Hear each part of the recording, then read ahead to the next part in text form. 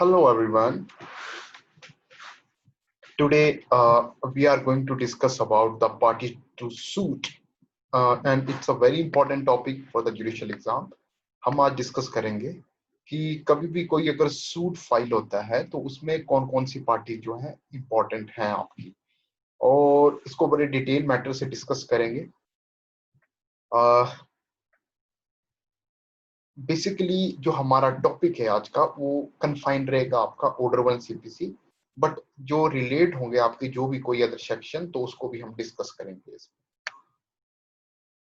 तो basically focus वही है कि जब कभी भी आप मेन एग्जाम हो तो मेन एग्जाम आप कैसे लिखोगे और उसमें क्या लिखना चाहिए आपको और इफेक्टिवली आप उसको कैसे लिख सकते हो। देखिए, बिफोर स्टार्टिंग दिस टॉपिक और बिफोर स्टार्टिंग दिस ऑर्डर 1, मैं सबसे पहले आपको जो बेसिक्स हैं आपके सूट के उनके बारे में थोड़ी सी जो है डिस्कस कर लूं।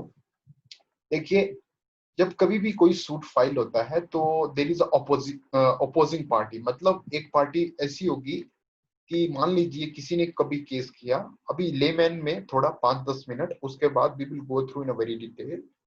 तो देखिए, तो उसकी अपोजिंग पार्टी होगी, ठीक है। मतलब in every suit there must be at least one plaintiff and one defendant, मतलब एक वो व्यक्ति जो कोई जिसका की आपका कोई सिविल, अभी हम देखिए सिविल सीपीसी के बारे में डिस्कस कर रहे हैं तो अभी सिविल लिटिगेशन ही लेंगे।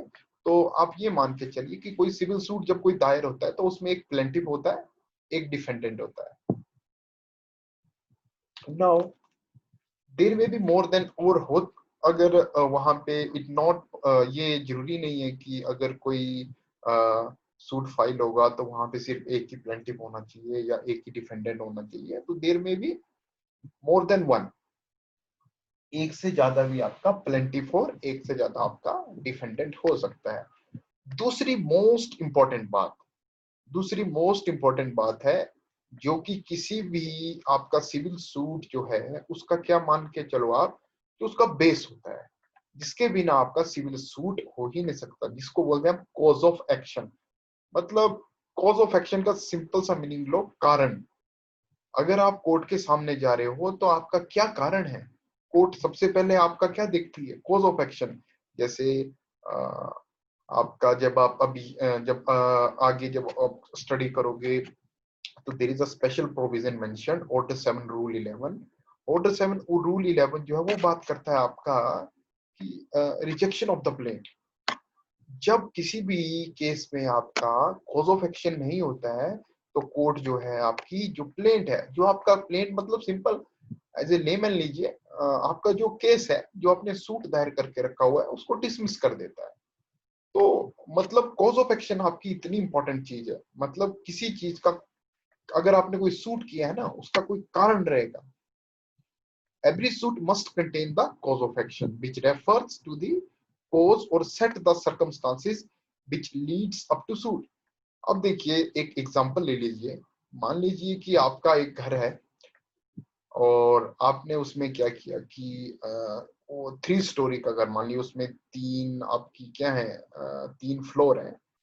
उसमें से जो एक फ्लोर है उसमें आप रहते हो, 2 फ्लोर में आपने किराए में दे दिया, मतलब टेनेंट रखे हुए, ठीक है। अब क्या है, उनमें से एक टेनेंट जो है आपका किराया नहीं दे रहा है। आपने उसको जब आपकी और उस किराएदार की इन स्टार्टिंग में जब आपने उसको अपना जो फ्लोर है, जो आपका जो घर है उसको रेंट में दिया, तो उस टाइम आपकी और उसके बीच में जो टर्म एंड कंडीशन थी कि हर महीने की 15 तारीख को देगा, पर अब वो नहीं दे रहा है। तो आपने उसको बोला कि 15 तारीख को की है तो भाई अब आप जो आपका रेंट है, जो किराया है वो आप दो, बट उसने मना कर दिया, वो नहीं दे रहा था। 1 महीना गुजर गया, 2 महीना गुजर गया, ठीक है। अब आपके पास क्या ऑप्शन है, आप कहाँ जाओगे कि वो मेरा किराया दिलाए? कोर्ट में जाओगे। तो आपके पास कारण है, क्या कारण है आपका कोर्ट में जाने का कि आपका जो किराएदार है, आपका जो the your tenant is not giving you your house rent. मतलब आपके घर का किराया जो आपने किराए पे दे के रखा हुआ है, जो फ्लोर आपका किराएदार उसका किराया नहीं दे रहा है। तो इसी को ही क्या बोलते हैं, यही आपका कॉज ऑफ एक्शन होता है। सिंपल सी बात कि आपका कोर्ट आने का क्या कारण है, वो आपका क्या है, आपका that is your cause of action. अब देखिए तीसरी बात आती है सब्जेक्ट मैटर। सब्जेक्ट मैटर आपका बहुत इंपॉर्टेंट चीज है इसमें। सिंपल सी बात कि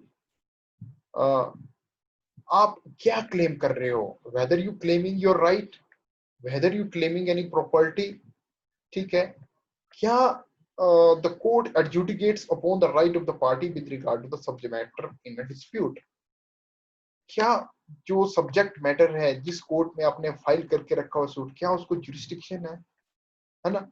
अगर मान लीजिए, चलो जुरिस्डिक्शन का हल्का सा डिस्कस कर लेते हैं कि मान लीजिए आप किस ऐसे कोर्ट में चले गए जहां पे उसकी जुरिस्डिक्शन ही नहीं थी, पर फिर भी आपने वो सूट दायर किया, तो क्या जो डिग्री जो कोर्ट पास करेगा, जो आपकी फेवर में कोई जजमेंट देगा, क्या वो एप्लीकेबल होगी?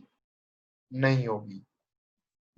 क्योंकि जब आप डिग्री एंड जजमेंट को पढ़ोगे तो वहां पे सिंपल सी बात है कि कोई भी कोर्ट अगर हु हैज नो जुरिस्डिक्शन, जिसका क्षेत्राधिकार है ही नहीं, फिर भी उसने क्या किया, डिग्री पास की, तो then degree is your what, नॉलिटी, है ना। और ये क्वेश्चन कई बार पूछा जा चुका है। Now and the last thing, देखिए सब कुछ हो गया, पार्टीज आ गई, कॉज ऑफ एक्शन आ गया, प्रॉपर्टी आ गई, राइट क्लेम कर लिया आपने। What is the last, what are you claiming, मतलब रिलीफ। आप कोर्ट से, अब कोर्ट में जब आप जाओगे, ऑब्वियस है आप कुछ फरियाद लेके जाओगे ना, तो what is that, that is your relief, कि आप क्या रिलीफ क्लेम करोगे, ठीक है। तो जो रिलीफ है वो आपका बिल्कुल एक स्पेसिफिकली मेंशन होना चाहिए वहां पे। एंड अगर हो सके, अगर वहां पे if there is a chance कि अगर ये नहीं मिला तो मेरे को कुछ और दे दीजिए एज ए रिलीफ, तो वो भी आप क्लेम कर सकते हो, जिसको क्या बोलते हैं, अल्टरनेटिव रिलीफ, ठीक है। तो this is all about the essential of a suit. तो इसमें से जो फर्स्ट मैंने आपके साथ डिस्कस किया कि दैट इज योर पार्टीज, तो उसके बारे में अभी हम डिस्कस करेंगे। तो देखिए पार्टीज कौन कौन होती हैं आपके, अभी देखिए कौन कौन से, जो ऑर्डर वन जो सीपीसी का है वो इसके बारे में डिस्कस करता है।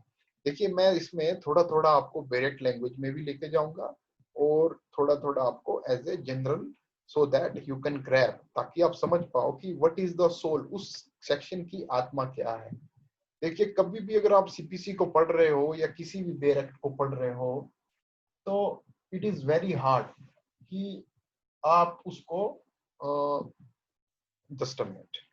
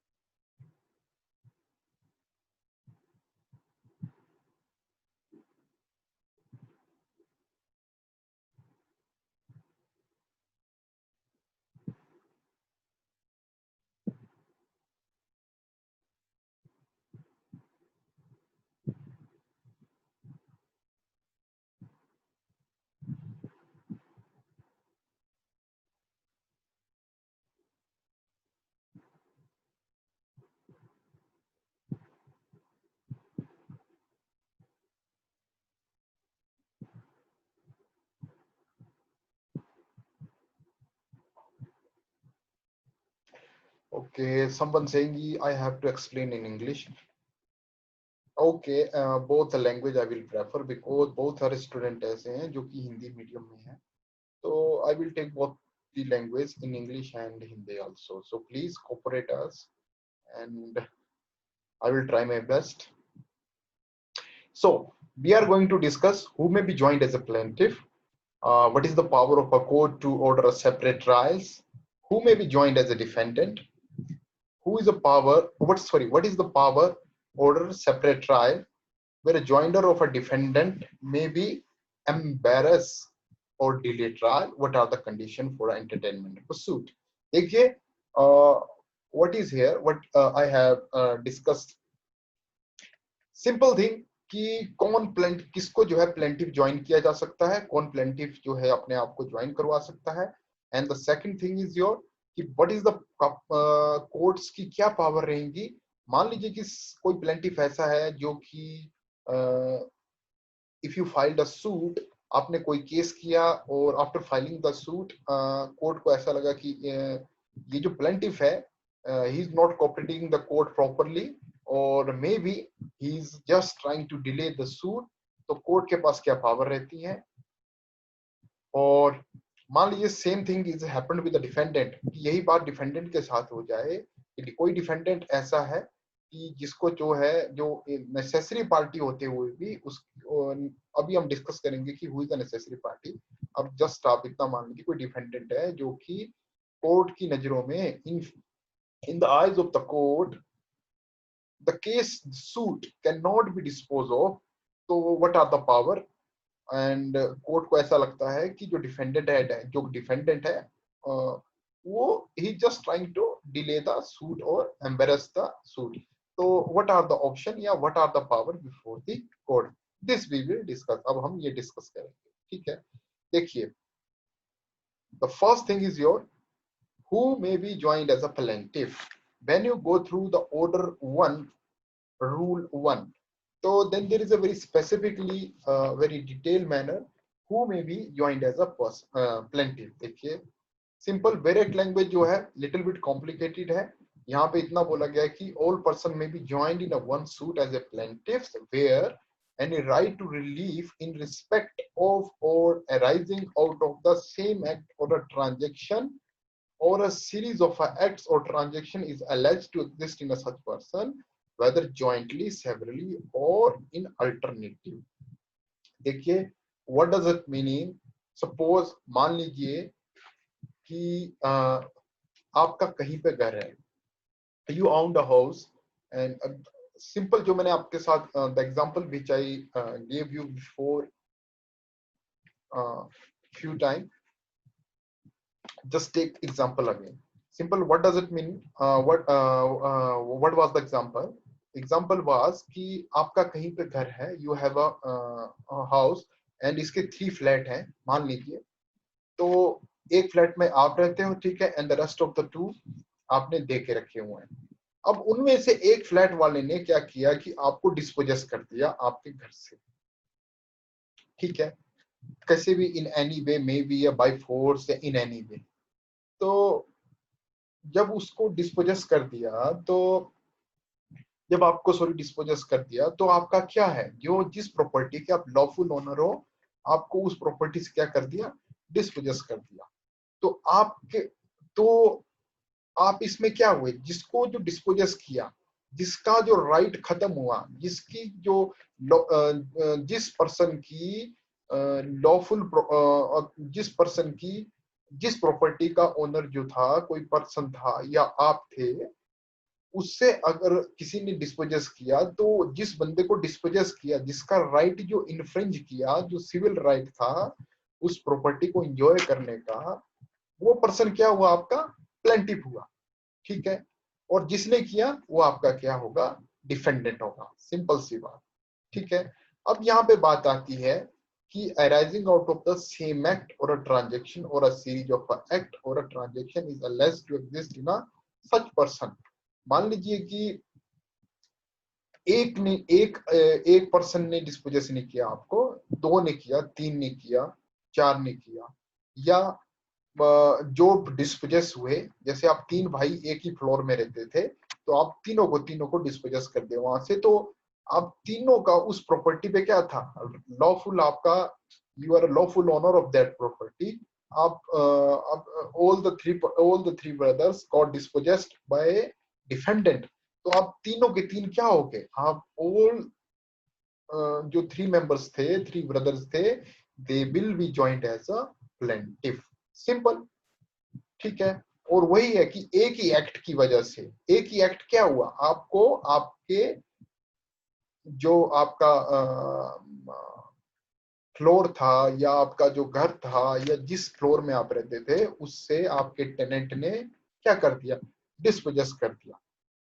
ठीक है, अब जिसने किया, the person who dispossessed him, he will be become a defendant in the suit, और जिसको किया he will be joined as a plaintiff, simple. अब मान लीजिए कि जस्ट टेक अनदर एग्जांपल कि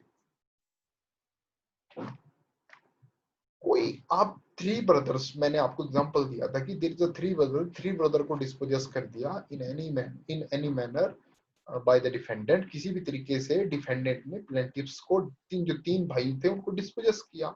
अब उनमें से एक भाई जो था, जब वो डिस्पोजेस हुआ तब वो उस एरिया को छोड़ के कहाँ चला गया, फॉरेन कोर्ट चला गया, फॉरेन कोर्ट ने सॉरी फॉरेन चला गया, किसी भी फॉरेन कंट्री में चला गया। अब कोर्ट को ऐसा लग रहा है कि अगर उसका वेट किया जाए तो इट विल एम्बेरस और डिले द ट्रायल। तो कोर्ट क्या कर सकता है,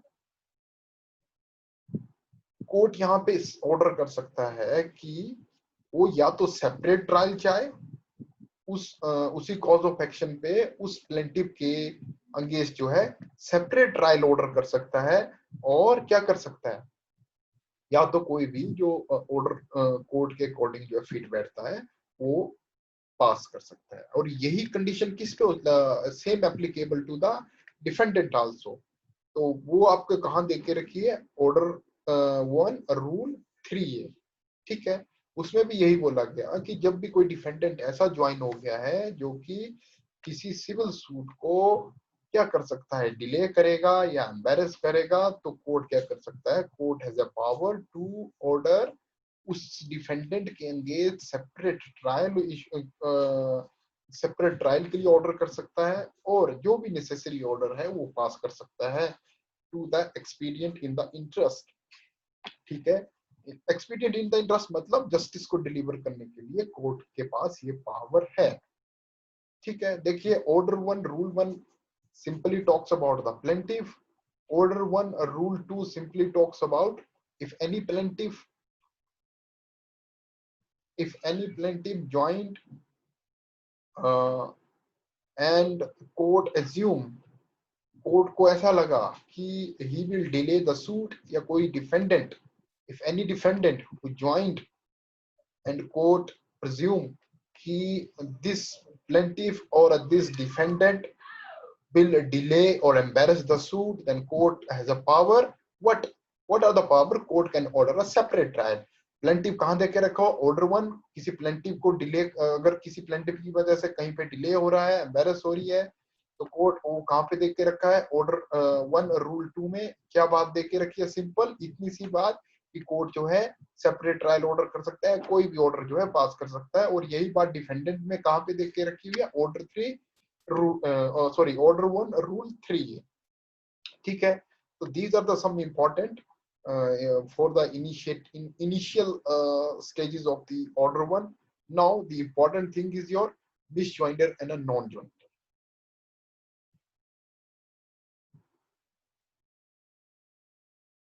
Misjoinder and the non-joinder is the most important thing. And before studying the misjoinder or a non-joinder, you have a very good knowledge of necessary, who is a necessary party and who is your proper party. If you अगर आप समझ सकते हो कि necessary party कौन है और proper party कौन है, then I can assure you कि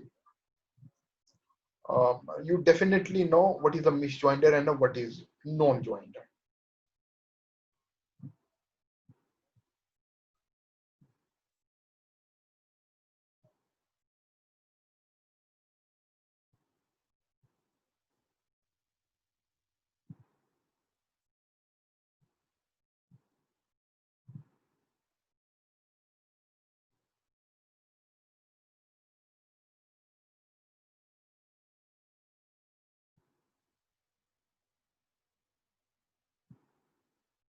Just a minute.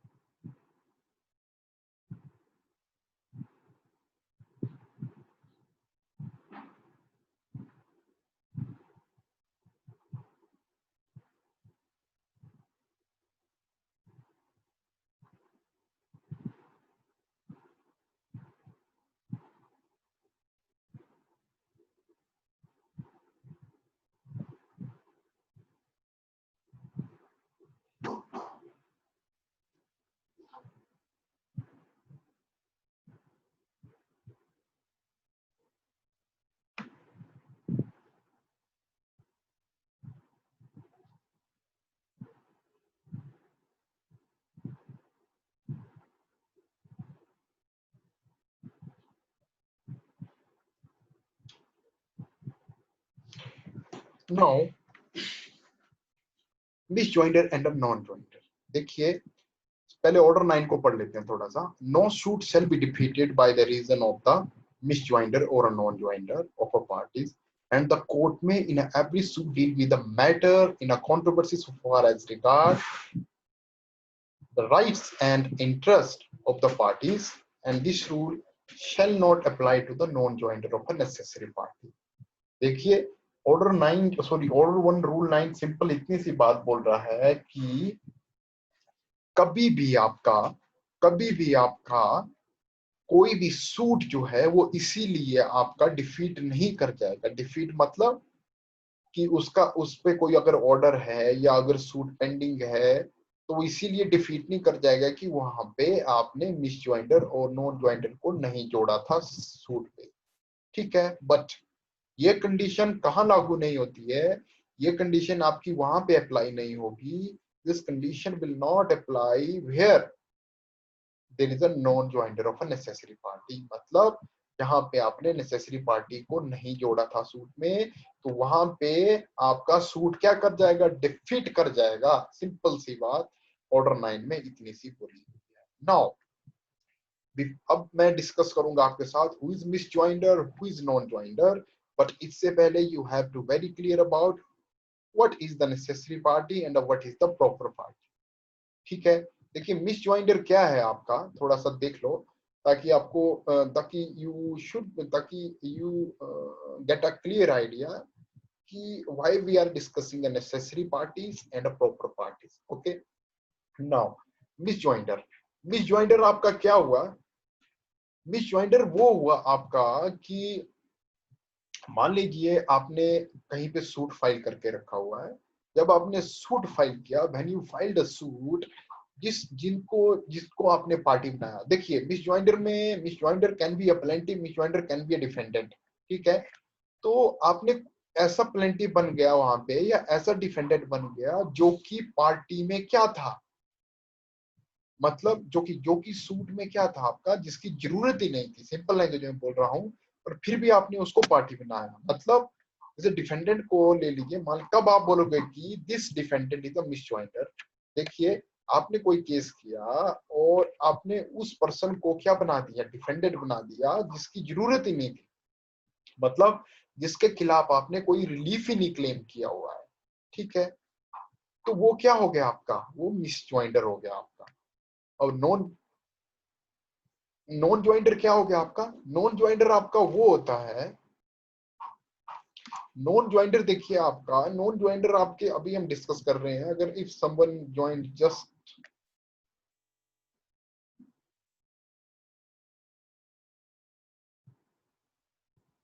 तो नॉन ज्वाइंटर आपका वो पार्टी हो गया, नॉन ज्वाइंटर वो हो गया कि जिसके खिलाफ आपने रिलीफ क्लेम किया हुआ है बट उसको आपने क्या किया, उसको आपने सूट में जोड़ा ही नहीं. तो वो क्या माना जाएगा आपका, ही विल बी नॉन ज्वाइंटर. ठीक है, अब देखिए नॉन ज्वाइंटर भी आपके दो टाइप में डिवाइड हो जाते हैं आगे. एक हो जाता है आपका non joinder of a necessary party, एक होता है non joinder of a proper party, है ना. Non joinder of a proper party का सिंपल सा मीनिंग है कि देखिए प्रॉपर पार्टी जब हम डिस्कस करेंगे, मतलब प्रॉपर पार्टी वो होती है, थोड़ा सा डिस्कस कर लीजिए। प्रॉपर पार्टी आपकी वो हुई जिसके खिलाफ जो है आपने कोई रिलीफ नहीं क्लेम किया हुआ है, जस्ट उसको इंटीमेशन करने के लिए आपने क्या किया, आप उसको सूट में जोड़ते हो। बट नेसेसरी पार्टी वो होती है जिसके खिलाफ जो आपने रिलीफ क्लेम किया होता है। ठीक है, देखिए ऑर्डर 9 क्या बोलता है कि no suit shall be defeated by reason of the misjoinder or non-joinder of a parties, and the court may in every suit deal with the matter in controversy so far as regard the right and interest of the party, and this rule shall not apply to non-joinder of necessary party।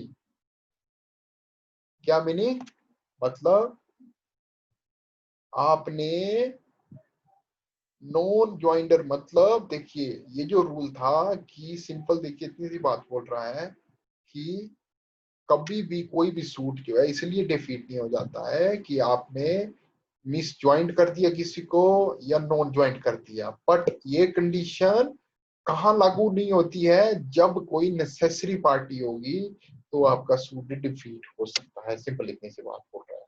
ठीक है, now देखिए ये बात है समझने की, order 9 आपको खुद ब खुद समझ आ जाएगा। Who are the necessary and proper parties, देखिए ये भी हम डिस्कस करेंगे। नेसेसरी पार्टी क्या हुई, let's take first in English then I will move to the Hindi. Necessary party, a person is a necessary party when in the absence of a whom relief claimed in the suit cannot be granted. A necessary party is engaged whom the relief is sought and without whom no effective order cannot be passed। देखिए क्या बोला, ऐसा person, देखिए necessary party आपकी वो होती है जिसको अगर सूट में नहीं लाया गया, जिसको सूट में पार्टी नहीं बनाया गया, तो आपका जो आपने रिलीफ क्लेम किया है वो आपका कोर्ट ग्रांट ही नहीं कर सकता। और अननेसेसरी पार्टी वो होती है सिंपल कि जो आपने रिलीफ क्लेम किया हुआ है उस पार्टी उसके खिलाफ अगर वो पार्टी नहीं बनाया है तो आप जो हो क्या नहीं कर सकते, रिलीफ ही नहीं क्लेम कर सकते। आपका जो सूट है वो आपका कभी डिक्री हो ही नहीं सकता। सिंपल देखिए, मान लीजिए somebody dispossessed you, किसी ने आपको आपकी प्रॉपर्टी से डिस्पोजेस किया, जिस बंदे ने डिस्पोजेस किया आपने उसको पार्टी ना बना के किसी और को पार्टी बना दिया। देखिए नेसेसरी पार्टी कौन थी, जिसने आपको डिस्पोजेस किया आपकी प्रॉपर्टी से, बट आपने पार्टी किसी और को बना दिया, तो कोर्ट क्या बोलेगा, कोर्ट बोलेगा कि आपने नेसेसरी पार्टी को ज्वाइन नहीं किया है, तो वो what is that, that is non joinder. ठीक है, सिंपल सी बात। What is who is necessary party, necessary party आपकी वो होती है जिसको जब तक आपने सूट में ज्वाइन नहीं किया कोर्ट जो है इफेक्टिव ऑर्डर पास ही नहीं कर सकता। सिंपल बोलने की बात ये है कि उसकी एब्सेंस के बिना आप क्या नहीं कर सकते, you can not, sorry court क्या नहीं कर सकता है, कोर्ट जो है आपको जो रिलीफ आप क्लेम कर रहे हो या जो इफेक्टिव ऑर्डर जो है कोर्ट को पास करना चाहिए वो कर ही नहीं सकता। ठीक है, देखिए very important judgment in Kasturi versus Uyyamperumal and other, supreme court ने देखिए टेस्ट ले डाउन किया था कि क्या आपका टू टेस्ट जो बोलते हैं कि there must be a right to some relief against such party in respect of the controversy involved in the proceedings, no effective decree can be passed in the absence of such party।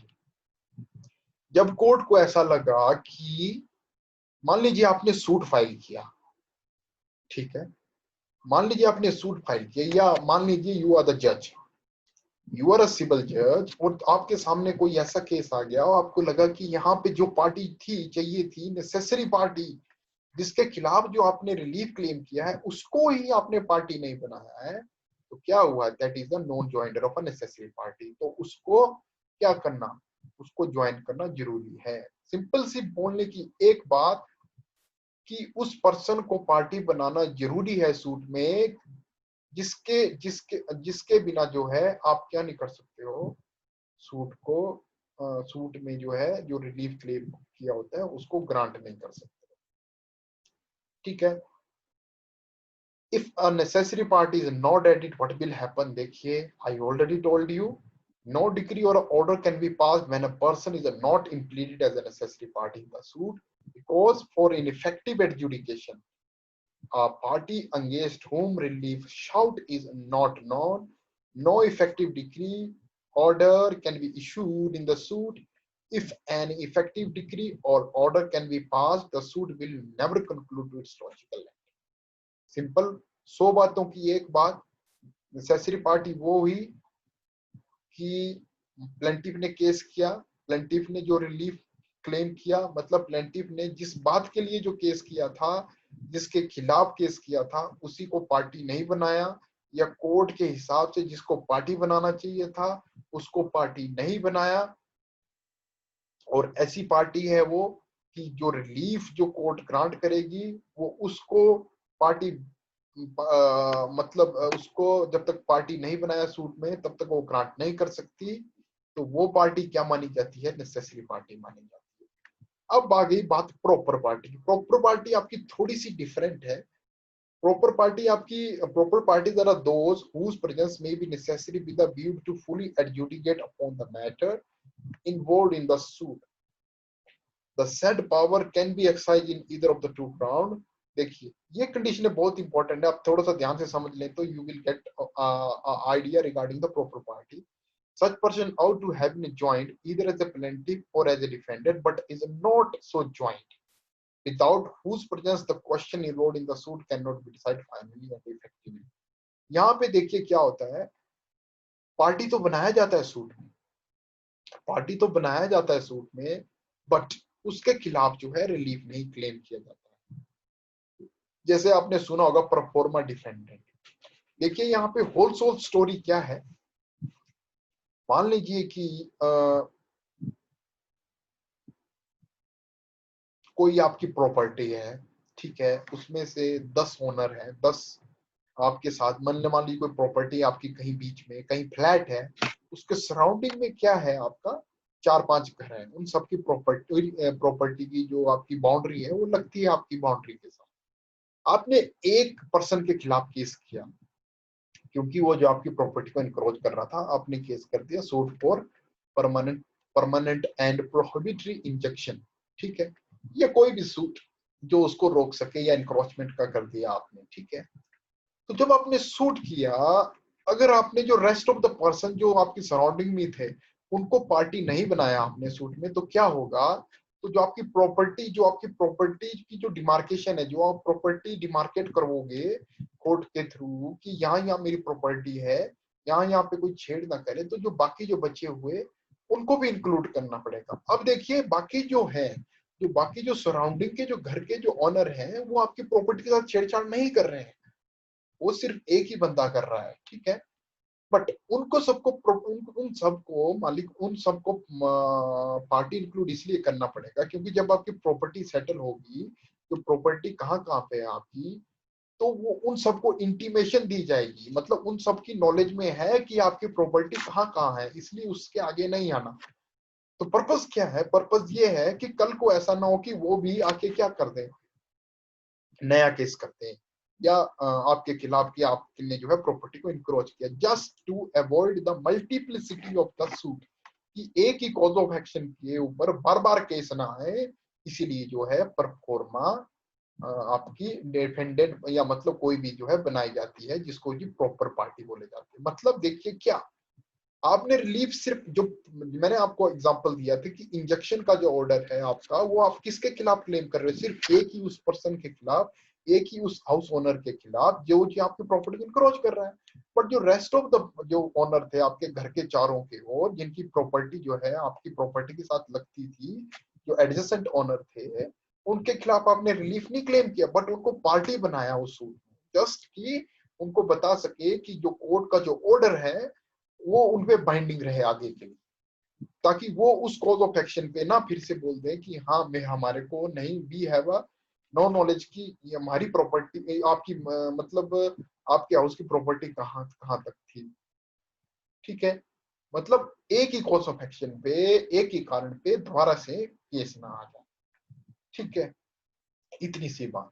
तो वही बात यहाँ पे आएगी भाई, the person add as a proper party, I already told you कि just to avoid the multiplicity and कि कोई frivolous and multiple litigation court के सामने ना आए, कोर्ट का जो वैल्यूएबल टाइम है उसको क्या कर सकें, सेव कर सकें।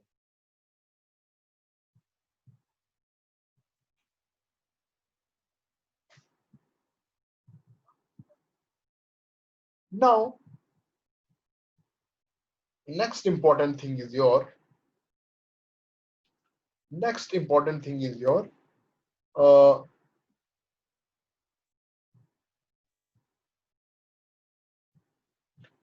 dominus litis. This is a very important thing. अगर आपके प्रिलिमिनरी एग्जाम में ये कई बार पूछी जा चुकी है ये टर्म कि डोमिनस लिटिस के आप क्या समझते हो कि ये रिलेटेड किससे है।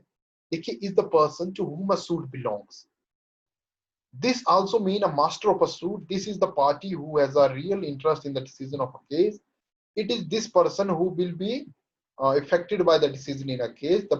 This person derives benefit if the judgment in his favor or to suffer the consequence of an adverse decision. Doctrine of a dominus litis is applied to one who, though not originally a party, has made himself such by intervention or otherwise and has assumed the entire control and responsibility for one side, and it is treated by the court as a liable for the court and a person who is really and directly interested in the suit as a party. Simple सी बात ये है कि ये वो person है आपका, is the person to whom a suit belongs, ठीक है, मतलब it may be a plaintiff or it may be a defendant. It is a person who will be affected by a decision in the case, मतलब जो कि court के द्वारा जो भी जजमेंट पास होगी उससे क्या होगा, उसका प्रभाव उस पर पड़ेगा। नो, बहुत इंपॉर्टेंट थिंग, हमने बहुत सारी बातें कर ली कि कौन प्लेंटिफ बन सकता है, कौन डिफेंडेंट बन सकता है। कोई अगर ऐसा प्लेंटिफ ऐसा आ गया या डिफेंडेंट ऐसा आ गया जो कि कोर्ट का टाइम वक्त खराब कर रहा है, तो कोर्ट उस पर क्या ऑर्डर कर सकता है। मान लीजिए कि कोई ऐसी पार्टी जो जरूरी थी, अब हमने ये भी डिसाइड कर लिया कि कौन सी ऐसी पार्टी है जो जरूरी होती है अब, और हमने ये भी डिस्कस कर लिया कि कौन सी ऐसी पार्टी है जो जरूरी नहीं होती, और ये भी डिस्कस कर लिया कि ऐसी पार्टियां भी होती हैं जिनके खिलाफ कोई रिलीफ तो क्लेम नहीं किया, बट उनको इंपॉर्टेंट होता है सिविल सूट में पार्टी बनाना, ताकि कोर्ट का टाइम बच सके, ताकि मल्टीपल जो लिटिगेशन है कोर्ट के सामने ना आए। अब मान लीजिए कि ऐसी सिचुएशन हो गई कि जिसको जोड़ना चाहिए कोई ऐसी पार्टी जो है जो जिसको जोड़ना मतलब जिसको जोड़ना ही चाहिए नहीं चाहिए था, उसको जोड़ दिया, या कोई ऐसी पार्टी जिसको जोड़ना चाहिए था उसको नहीं जोड़ा, तो उस केस में क्या मतलब सिंपल सी, अगर मैं आपको एक बात 100 बातों की एक बात कि if any person who is a necessary party in the suit or and he is not made, he she is not made in the party in the suit, ठीक है, then what are the power before the court, or you can say कि if there is any person who is not a necessary party in the suit but he is a made party in the suit, then what is the option he has, yeah, what is the option before the court। देखिए, the court has an option under one rule 10 is totally discuss about this thing। जो under order 1 rule 10 जो है वो इसके बारे में बहुत अच्छे से बताता है कि सूट अगर गलत नेम से हो गया आपका, या गलत प्लेंटिफ है या गलत डिफेंडेंट है, तो क्या कर सकता है court. where a suit has been instituted in the name of the wrong person as a plaintiff, where it is a doubtful whether it has been instituted in the name of the right plaintiff, the court may at any stage the suit if satisfied that suit has been instituted through a bona fide mistake and that it is necessary for the determination of the real matter in a dispute, so to do order may any other person to be substituted or added as a plaintiff, ठीक है, as the court thinks for just।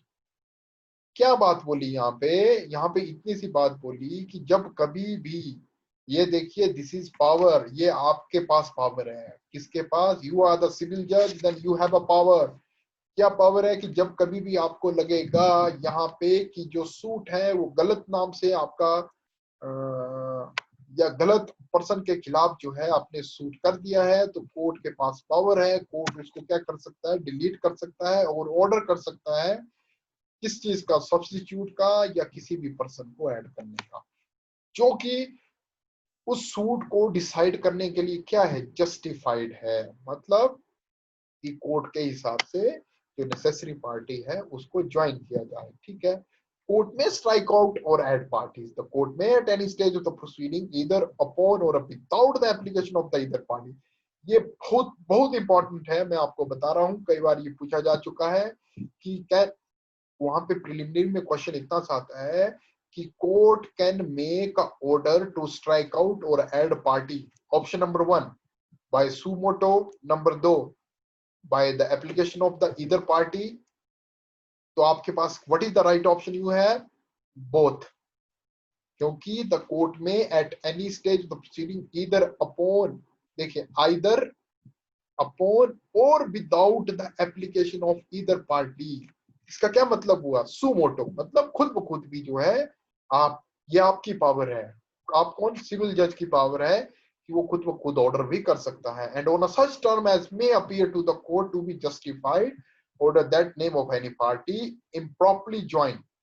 और court ये भी order कर सकता है कि ये जो पर्सन जो ज्वाइन किया इसको इम्प्रॉपरली ज्वाइन किया गया है, ठीक है, वेदर एज ए प्लेंटिव हो चाहे डिफेंडेंट हो, और उसका नाम जो है वो स्ट्रक आउट कर सकता है। And that the name of any person, जिसको जो ज्वाइन करना चाहिए, कोर्ट जो है उसका जो है ऑर्डर कर सकता है। ठीक है, सिंपल इतनी सी बात जो है यहाँ पे बोला हुआ है। ऑर्डर 1 रूल 10 सब रूल 2। ठीक है, now the third is your no person shall be added as a plaintiff suing without a next friend or as a next friend of the plaintiff under disability without any disability without his consent। देखिए क्या बोल रहा है, no person shall be added as a plaintiff suing without a next friend or as a next friend of a plaintiff under any disability without his consent। ठीक है, तो कोई भी पर्सन जो डिसेबिलिटी में है उसके कंसेंट के बिना जो है आप क्या है उसको पार्टी नहीं बना सकते। This is all about